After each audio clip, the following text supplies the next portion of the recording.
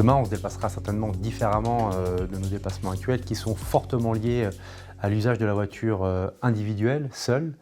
La mobilité de demain, elle sera partagée, elle sera intelligente, elle sera inclusive et pour tous, elle sera décarbonée. Elle sera certainement la juxtaposition de plusieurs modes. Je serai en capacité de prendre mon vélo pour aller à la gare et prendre derrière les transports en commun pour finir avec des micro-mobilités pour rejoindre mon domicile ou mon lieu de travail. Ça sera l'intermodalité, combinaison de plusieurs modes de transport et la multimodalité, ma capacité de choisir mon déplacement en fonction de mon besoin du moment. Et d'ailleurs, la mobilité de demain peut être aussi l'immobilité. Le télétravail, les changements de pratiques professionnelles nous poussent aussi à revoir nos modes de déplacement sur les trajets quotidiens. Donc demain peut être aussi l'immobilité.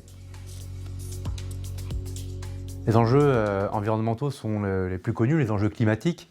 Celui d'abaisser nos émissions de gaz à effet de serre. La neutralité carbone est aujourd'hui un objectif affiché dans le secteur des transports. Mais à cela, il ne faut surtout pas négliger ces autres enjeux qui sont intimement liés, les enjeux territoriaux. Comment lutter contre cette fracture territoriale en termes d'offres de mobilité? On voit bien qu'aujourd'hui, ces mobilités dites émergentes se développent massivement dans les centres urbains, dans les villes et métropoles. C'est beaucoup moins le cas dans les territoires ruraux. Les enjeux également sociaux, on n'est pas tous égaux dans la mobilité, qu'on soit de personnes en mobilité réduite, personnes âgées, dans des territoires qui manquent crucialement d'offres de mobilité. Clairement, il faut intégrer ces besoins de mobilité. Et puis, un enjeu également économique. Aujourd'hui, on est dans une économie linéaire, celle du produit. Demain, il faudra certainement envisager l'économie circulaire, essayer de tendre de plus en plus vers le réemploi du véhicule, du matériel utilisé pour construire le véhicule, ou encore l'économie de la fonctionnalité. C'est changer ce paradigme du véhicule possédé plutôt vers le véhicule partagé, le véhicule qui est un moyen me permettant d'accéder à un service de déplacement, un service de transport.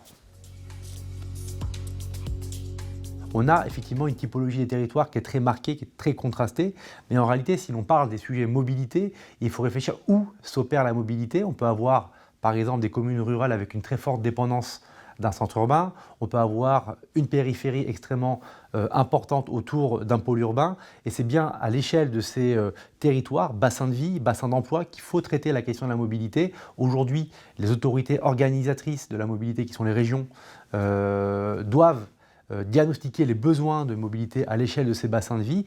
Et puis, à l'heure actuelle des débats parlementaires sur la loi d'orientation de mobilité, nous aurons demain la possibilité de couvrir toute la France d'autorités organisatrices qui pourront prendre en considération à l'échelle de ces bassins de vie, couplant les services, les lieux de travail, les lieux de vie, l'habitat, comment se déplacer dans ces territoires en respectant les enjeux environnementaux, les enjeux sociaux et bien sûr en essayant de désenclaver ces territoires lorsqu'ils sont dépourvus d'offres de mobilité. Alors, la banque a finalement deux rôles. Elle a déjà son rôle d'employeur vis-à-vis de ses salariés. Elles sont certainement soumises à des plans de mobilité employeurs obligatoires. C'est comment faire en sorte pour favoriser le déplacement de leurs salariés entre leur lieu de résidence, leur lieu de domicile et leur travail. Ça peut être aussi faire valoir le principe du télétravail. Et puis il y a la banque vis-à-vis de ses clients. Ces clients, ça peut être des investisseurs, ça peut être le particulier, ça peut être une collectivité. Ça leur donner les moyens d'investir dans l'économie verte. Et on voit que finalement, elle a un rôle essentiel pour permettre à ces acteurs particuliers, ces acteurs économiques, d'investir la question du développement durable dans le secteur des transports.